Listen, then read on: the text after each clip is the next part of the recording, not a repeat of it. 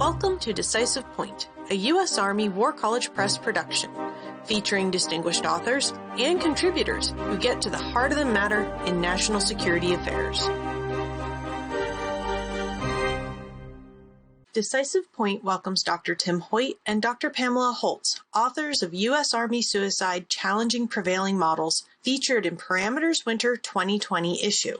Dr. Hoyt is a clinical psychologist with the Defense Health Agency's Psychological Health Center of Excellence, and Dr. Holtz is a clinical and aeromedical psychologist currently serving on active duty with the 2nd Combat Aviation Brigade, 2nd Infantry.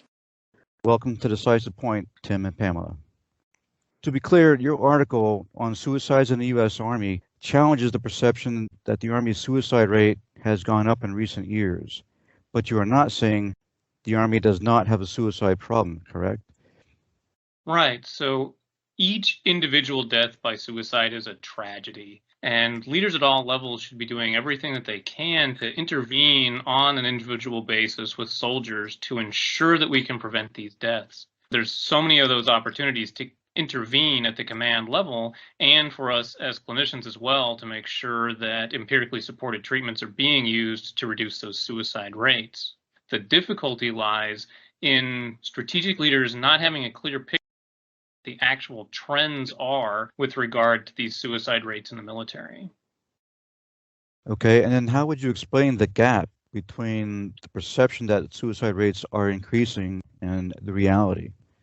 So I think it really comes down to the fact that strategic leaders must not be swayed by narratives in popular media presenting suicide as a rampant problem that is rapidly increasing or that is well above the national rate for the U.S. population. Now, these are really inaccurate statements, and although they may bring attention to this critical issue, these kinds of statements work against a strategic plan for reducing suicide deaths. There's not a steadily rising suicide rate among soldiers. Rather, the suicide rate for the Army has not significantly changed since about 2011. There have been some ups and downs with annual rates ranging from 23 to 30 per 100,000 soldiers, but all of these rates are within the same statistical margin of error.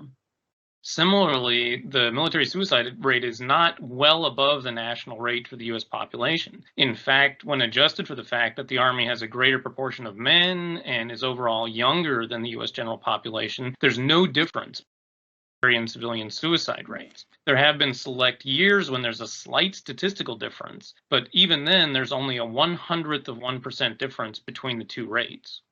So strategically, if we were to pursue a hypothetical prevention strategy based on these kinds of unadjusted comparisons, the solution might be to limit enlistment to only women, to only persons over age 24, or only persons with a 4-year college degree.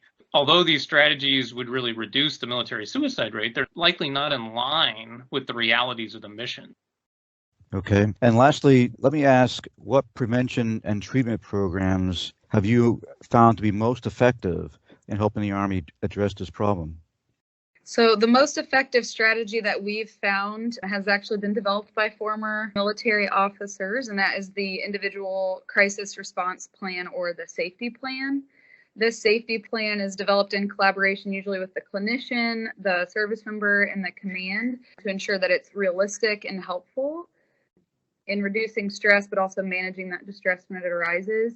And the hope is that this is something that the service member has with them and keeps on them for use in moments of crisis.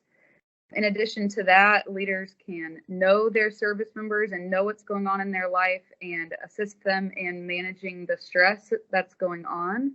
So, for example, if a soldier is having a pay issue, the leader could help the service member manage that pay issue before it becomes a suicidal crisis. Also, stigma.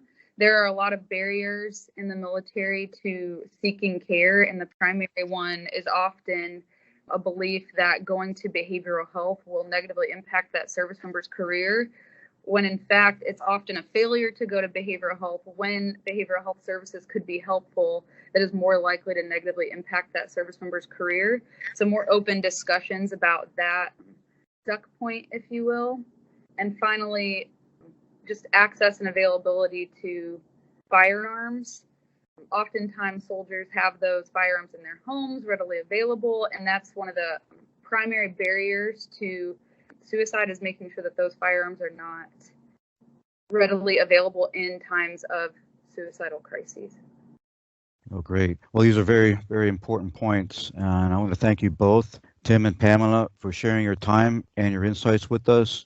And we wish you the best of luck in your further research. Thank you so much.